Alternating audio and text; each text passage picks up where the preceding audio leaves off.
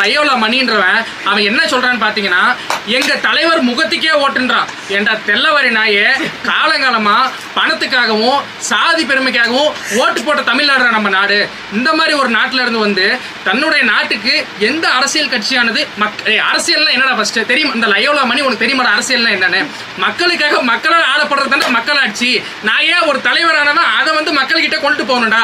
இதை சொல்லி தானே நீ மக்கள்கிட்ட ஓட்டு வாங்கணும். ஒரு தலைவரானவன் தமிழ்நாட்டை வளர்ச்சி பாதைக்கு எடுத்துட்டு போறதுக்கு என்னென்ன திட்டங்கள் இருக்கோ அந்த திட்டங்கள் எல்லாத்தையும் மக்கள் மனசுல விதைச்சு மக்கள் மனசுல அரசியல் சிந்தனையை வேரூன்றி அதன் மூலியமே கிடைக்கிற வாக்குகளை வச்சு தானே தமிழ்நாட்டை முன்னேற்றத்துக்கு எடுத்துட்டு போகணும்.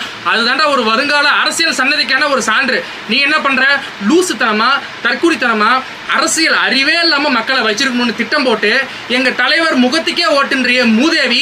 இதை விட ஒரு பின்வாங்கிய அரசியல், இதை விட ஒரு கேவலமான அரசியல், இதை விட ஒரு தற்குறித்தனமான அரசியல் தமிழ்நாட்டில் இருக்கிற மூதேவி.